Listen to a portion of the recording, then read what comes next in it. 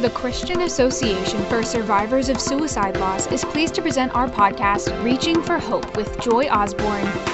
Let's join Joy and her guests as they discuss topics of relevance for emotional and spiritual wellness. Welcome, everybody, to our podcast this month. We're going to be talking about a topic that is very near and dear to my heart, and I am praying that others would be blessed by this. Today we have Beth, and we have Kim, and we have Debbie with us for the first time, so we're so grateful for all of you being here today. Thanks for having us. Glad to be here. Good morning.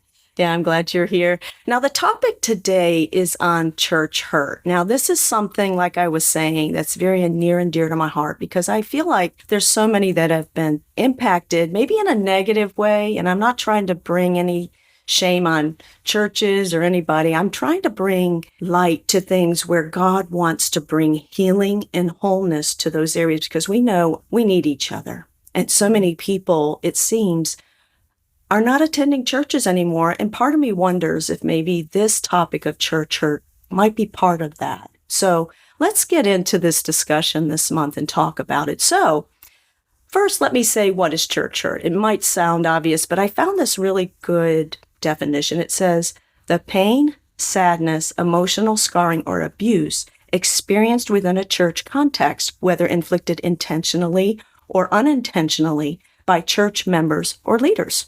So I wanted to ask you all, have any of you ever experienced church hurt? And if so, would you like to share a little bit about that? Maybe not giving names or church names or anything like that or people, but what it felt like and how did you process that? Who would like to share today? Well, I can. I actually have a little bit of a unique situation. I've experienced church hurt on both sides of the door. So I've experienced it as a parishioner and I've experienced it as someone in ministry, pastoring, staff positions, those things. And so, yes, pastors do get church hurt too. Mm-hmm. Yeah. But early on, as an adult, being in church and serving in lay positions and things like that, having expectations on me that I felt were not biblical, just abusive words. Being on staff at a church sometimes can be a scary position. As a staff wife, you kind of have to do whatever they tell you to do because, your husband's on staff and he can get in trouble if you don't do the things that you're supposed to do. So I had a lot of cruel words. I remember one time we were going to a district function. We didn't make a lot of money. And I was told I had to have 3 new outfits with coordinating shoes and accessories. Wow. And they had to be approved by the pastor's wife before we went to this function. Yeah. And I had to get my hair redone, my nails done, because it was about what we were representing, which unfortunately I felt was more them than God. Yeah. Sounds like it. Just multiple times of staff woundings, pastor speaking to me inappropriately, cracking, very off-color jokes, saying sexual things to me. I got to a point where I didn't want to be in ministry anymore. And I told my husband, if you want to be in ministry, find a different wife because I'm done. Goodness. And we took a break because the hurt was so deep. So, I know about the woundings. I know about feeling like you can't talk about it. Mm-hmm. In our case, it could have jeopardized our job, and so you stay quiet even though you're wounded, and you're in pain. So in that pain, did you ever, I know you said you're not able to talk to them. Did you resolve that in yourself? And if so, what did that look like? Well, eventually.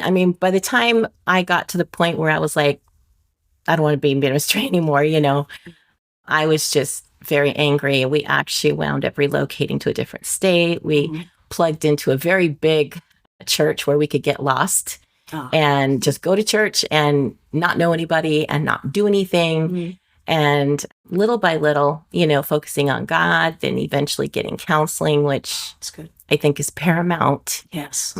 But back in those days, there was a stigma. If you were a Christian, why'd you need counseling? So there was a whole lot of overcoming, I think, viewpoints that weren't necessarily God's viewpoints, but people's viewpoints. But it held back from maybe getting help, and fortunately I was able to get help and to mend and heal. But yeah, it was a process. I'm glad you did that. Me and I know there too. may be others today. I think there's still that stigma though, Debbie. I Yeah. think that we have people that think they have to keep this facade up that we're perfect, right? Yeah. And what I like about your transparency is that maybe, that you're able to reveal, you're able to have overcome that part of that hurt. Yeah, To see it for what it's worth. absolutely. I'm so grateful for that. And if others are going through that, I pray that by hearing you, that they would also seek counsel Yes. for that. Yes. That people are broken. Hmm. That is not acceptable, right? Because we know as Christians, it's what's on the inside, not the outward appearance. That's right. Not that we're supposed to let ourselves go. Don't get me wrong. No. But it's just the realistic thing. Yeah. Wow. Yeah. New outfits. Yeah. I like them, but I don't like to be Yeah. forced to get new ones, right? But just to be expected to do like that's hard to hear, Yeah. especially of God's people. Yeah. Well, I mean, we had another one later in life. I got cancer Oh, and I was on staff, and I was not to appear sick. I was not to appear as I was suffering while I was at church or in the office, because they didn't need to see that from a Christian, And so I had to get up, pray, cry, get it all out, put on my makeup and my wig and pretend to be okay, until I finally reached the point where I was like, well, fire me or don't fire me, but, I don't want to put a wig on today. I just want to put a stretchy thing over my head. I'm tired and I don't feel good. And so by that point, I had already resolved church hurt in the past. Mhm. And I knew a little bit better how to set some boundaries. And I finally good. found my voice and, That's said, great. no, Yeah. that's not God. Mm. That might be you. And if that's your role here, I can step aside, but that's not God. Right. God knows when we suffer and he suffers with us. Right. And so, I was able at that point to handle it a lot better than earlier on in ministry. Yeah. And sometimes I think through our suffering, we're able to help somebody else. So true. So true. When we're suffering and Yeah. in our weakness, he is strong. Mm. Absolutely. So Yeah. That's interesting that people, I've never heard of that where people are sick. That's amazing. Yeah. It's interesting. This next generation, I've heard multiple times that they're wanting people to be real. They realize we're not perfect, and yet we put on the facade. Yes. But they want to see that you are human, That's that right. you do have, I don't want to say issues, let's say brokenness, areas of growth, let's say, because until we die, we're going to try to be more and more like Christ, right? That's So right. that means there's opportunities Yeah. to grow, and that we're going to sometimes miss that mark. Yeah. But that isn't to bring any condemnation. It's we learn, we grow. How do we grow? How do we get wisdom? From our mistakes and learning how not to do the That's same right. thing again, correct?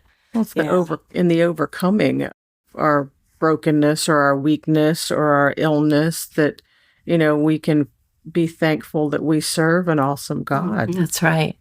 That, Right. Well, for me, when I was young, and I've been in the church since I was a kid, all my life. Church was my life. I experienced church hurt around 12. And it was my first time that I had ever been treated in a certain manner. What it was is that the pastors saw an interest in me or found something in me and saw something, when they actually taught me how to play the trumpet. So that's how I got into music. I don't do that anymore. I used to play, but I got pretty good at it for a while there. And the other people were very jealous of that. Mm. And so they would accuse me of things. One woman, she told the pastors that I was having an affair with a married man Oh. at that age. And I was like, oh my gosh, what in the world, So at that time, not being very mature, I'm a confronter. I'm from New England and no excuse. But anyway, I went to the person. Of course, they denied it. So fortunately, this pastor and his wife were very good with me and helped me through that process to see it for what it was. So even at a young age, I had that going on, and I had to just realize that there's going to be people that no matter what you do, they may find something wrong with you. And in this case, they were jealous of that relationship. And it really caused a lot of pain because I was already in a situation and growing up where I felt rejected. So I was already struggling with that. But then for that, I'm like, well, I didn't even do anything. You know, I'm 12 years old and here I am being treated horribly and accused of and lied to or lied about. But, you know, that one didn't go so deep. But when I got older, before I moved to Florida, I had once again gotten close to a pastor's wife, and not intentionally. This one was probably the harder one because I don't know about you guys. Have you ever had people tell you they love you and they care about you and they minister right beside you and then they stab you in the back? Yep. Yeah. Okay. I had never had it to that extent. I had one woman that would call everybody that was my friend that was at the church and tell them awful things about me. And what was really sad about that was they believed this person. Mm-hmm. So I had this reality check of, okay, I already struggle with saying I love you. That's one of those that I'm very guarded. I won't say it unless I mean it. It's not one of those casual words, you know. It takes a while for me to say that I love somebody. And so for people to tell me that they loved me all these years, I looked at past cards when I was packing up to move down here and I saw that they had said they loved me. And I'm like, see, there's that love thing. You don't mean it. Please don't say it, you know, because this thing of turning on me. And that one was probably the most hurtful because I would even go to this person. I knew that they were doing this and I would approach them. They would never admit. They would always find fault. And I was always asking for forgiveness. Hey, I want to resolve this. I want to work through this. Help me understand what it is you want. I said, I don't like conflict. I'm a rescuer and I like resolution. That's just a part of me, right? And she would always say certain things, but then she'd go right back to it. It was the most bizarre thing I had ever run into. And that one was a little bit harder for me to overcome because it was very hurtful. It went deep because it was people that I had already was very, very careful on who I let in my circle. So when I let people in because of whatever reason why I do that, where we all have our boundaries for various reasons. And this one never could admit. And so I had to resolve that, you know, if I never get, I'm a sorry, that I need to move on and forgive. Yeah. That was hard. All these people that I had trusted, all these people that I had put my trust in as far as being open and being able to share my life, certain aspects of my life, that I went and became very closed off again. Mm-hmm. And I was pretty much resolved to, I'm never getting close to any pastors' wives, and I don't want to know what's going on in the church. Mm-hmm. I don't want to know that because the closer you are, I think you see things you don't want to see. Yeah. And you're like, I don't want to know this. I'm not one of those people that like gossip. I'm not into the gossiping thing. And so I would shut that down when people would try to do that as well. So when you have other people gossiping about you, it's like, well, wait a minute. Why are you treating, that one took me many years actually, because I pulled back from the church, sort of like other people, very hurt by people who I trusted with quite a bit in my life. Yeah. And yet I never got a sorry. Yeah. And I look back at Jesus. Now, he had so much more than I ever had, worse than I ever would ever dream. How many people went back to him, right? Yeah. So I had to open up, allow myself to open up and get healed in that process and not keep myself from engaging in getting close to people again. Yeah. Do I still have boundaries? You bet I do. Yeah. But I'm very careful with that. But I'm grateful that I was able to forgive them, even though I will never hear, I'm sorry. Well, forgiveness is for us. That's so true. It is. Yeah, it is. So anybody else, anything about church hurt?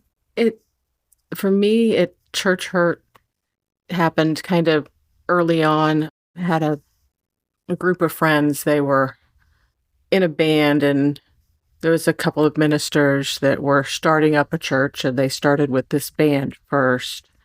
And I didn't play in the band, but one of my dear friends was there, and they would go practice every, Wednesdays and on the weekends, and we would go sit and listen, and then the couple would minister afterwards. They would have just a small, let's say like a prayer group or band practice ministry. Mm-hmm. And the idea was to start with the band, get them out in the public, and then draw everybody in to build a church. And I was going to help with that because a couple of my dear friends were in the band. Well, long story short, it became that the singer needed a lot of help with resolving issues. And so then it was, well, let's isolate her away from everybody else. And then it was, well, the band needs to unify, so I couldn't be around them because they needed to unify and get all of their issues resolved privately. I felt like I was being shunned all of a sudden because the band needed to resolve things and I was isolated on my own. Oh. If you could call it church hurt or how Christian hurt. Yeah, Christian hurt, how you want to put it. But, here was people who were pastors. Mm-hmm.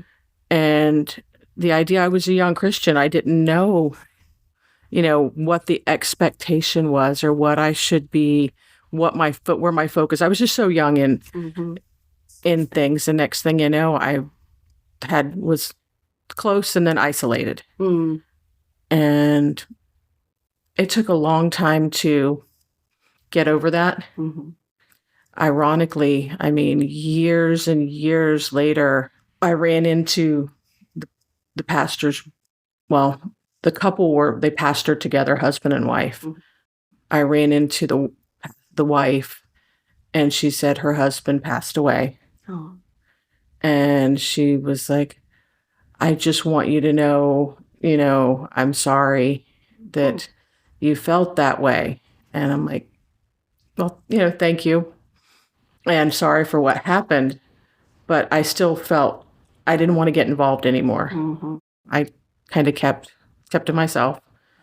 And even as years and years went on, through Facebook, ironically, the band member friends, we would, see somebody on Facebook and so on and so forth, reached out through Facebook and said, hey, I'm sorry all that happened. Wow.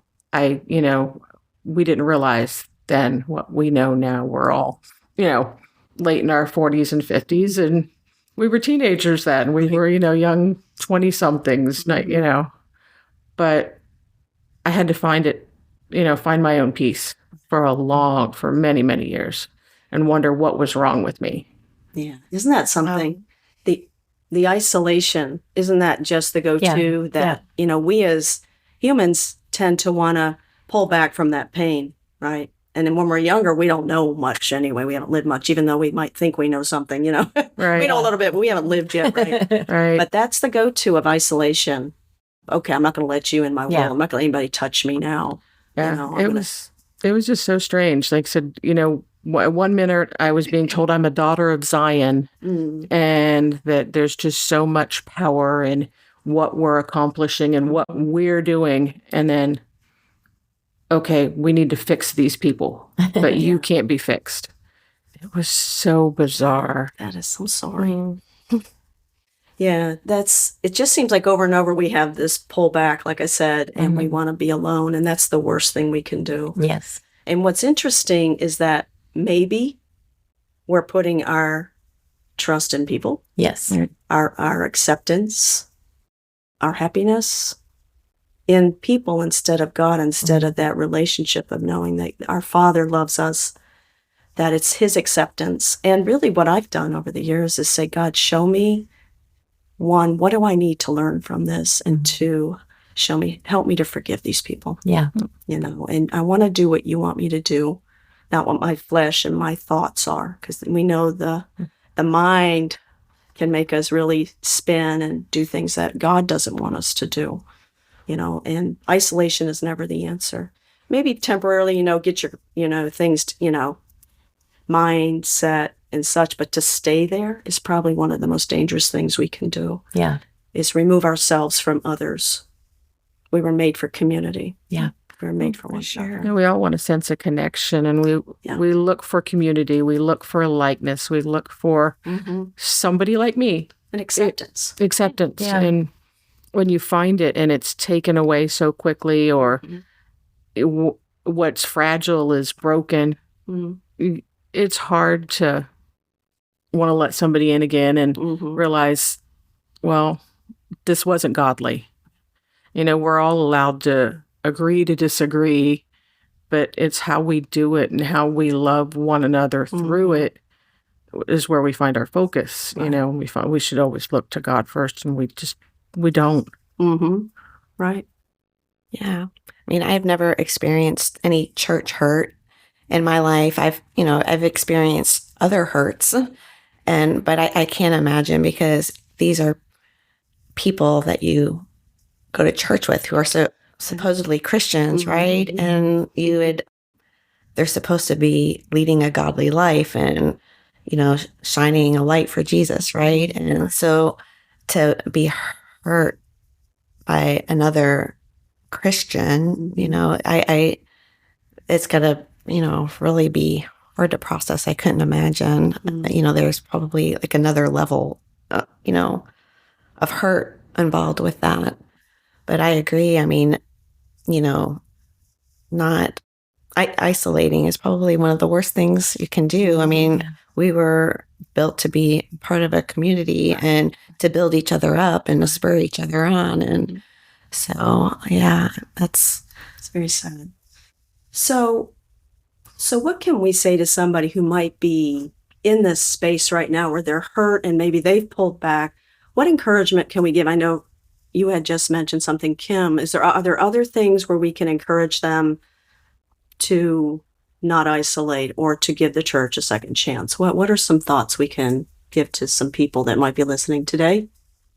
I think just being there for them is, one thing, listening to what they're really going through and trying to help them go through the healing process. Not, when you're hurt, you want, I know for me, you want the other person to hurt. But to encourage them, not to seek revenge or talk badly about them, but to just concentrate on yourself and healing through that. Probably would be one of the things I would do. Definitely encourage them to get back into community, into a church. Trying to restore that relationship if possible. If not, there might be some situations where, it just can't be restored. But you guys mentioned forgiveness. That's a big thing to me. You don't want to be carrying that pain. You want to let go of that bitterness. That's going to be a huge part of the healing process, right? Yeah. Right. Yeah. And I think definitely praying about it, and praying for wisdom and healing and how to go about that process. Yeah. Wise counsel. Yes. I think about a lot of people say, I don't need counseling. I don't need help. I don't need anything. But we do. We even went, and because we're hurt, we turn inward again. And I don't need anything. Nobody's going to hurt me like that again. And I don't want to, I want to carry my pain, or I want to keep it. So I think wise counsel, somebody who can just gently help you walk through it or talk through it, or, whatever it takes to get through it. Yeah. I think, definitely them knowing that they're being heard is so important, that they're heard, they're seen, not just by other humans, but by first and foremost God. Scripture tells us that he keeps our tears in a bottle. That's how important our pain is to him. And, if we help them to see that, yes, these were supposedly God's people that wounded them, but it wasn't God, and sometimes, especially if it's a pastor that hurt you, we tend to put pastors in a different class. Somehow they become less human when they become a pastor, but they're still just humans. They're humans with a call on their life. They're humans who have been charged with a huge responsibility. And when they fail, I think, I've sat with people over the years in ministry, but they're getting away with it. They're getting away with it. And I'm always saying, no, they're not, because God sees. And scripture tells us that everything that's done in the dark does come into the light. That's right. So we don't know God's timing on things, but we know that he saw it, he heard it, he felt it with us, and he will take care of it, And so, knowing they're seen, knowing they're heard, community, I 100% agree. It's hard because when your trust has been betrayed, you don't want to be in community, But the one thing that I try to remind people of and have reminded myself of when I've wanted to pull away in the past was if you look at any nature, predators go after the ones who have pulled back and are alone, the ones that have separated themselves for whatever reason. They're usually weaker, slower, because they don't have the community around them to help them through that. They don't have a pack around them to protect them. And so, if you look at that, even in nature, the predators go for the ones who are alone. And the enemy of our soul is absolutely no different. That's right. He will go for the ones who have become isolated. He knows they're an easy target, and so, I'm enough of a rebel that, I'm like, I don't want the devil to have any more of me than he's already trying to get, And so, I'll kind of fight back in my own way, but it helps us to know God sees, God hears. He put a plan in place for us. Even scripture walks us through, and I'm sure we'll get into that in the other questions, Joy, but how do we handle this? What's the biblical model for this? And there definitely is a biblical model. And with good counsel, wise, godly counsel, someone can walk us through that model and help us in those steps, to do what's going to be necessary. Even if restoration can't always take place, forgiveness can. That's good. And we can move on. True. And one thing I wanted to bring up too is that a lot of times people, if they don't isolate, they will tend to go people like, or be around people like them. Like if there's bitter people, they may be drawn to bitter people or people who are against the church or against that person or whatever it might be. They surround themselves with those type of people. I've heard John Maxwell, I may not say it the same way he said it in a devotional I read or one of his books. He said, you tend to attract those most like you. So if you are in that space, be careful to not get around those, because that's just what the devil wants. Let's attack them. Like you said, maybe you're not alone anymore, but you're with these people who want to viciously go after other people. Lord says, vengeance is mine. That's right. And I love that what you said along the same lines. God's timing is perfect. It's important that we deal with ourselves first and let God, or give it to God and let him handle that situation. Because who are we to be puffed up and say, well, you ought to, it's sort of like David in the Bible. I love David, Me too. Get him, God, let's kill him, brush the tooth, or whatever it might be, right? But then he comes back to, but Lord, I will serve you, and then he calms down, what I mean? Because he is that warrior spirit of a man. He was a warrior, but he also had that heart after God. So he then tones down. So I love that, because he's human, and he's like, well, maybe that's not a great idea. Thank you for listening. For more information, visit www.suicideloss.org. That's suicideloss.org. This presentation was not intended as a substitute for professional care. Please see a counselor or physician for your individual needs. Subscribe and like so that you never miss an episode.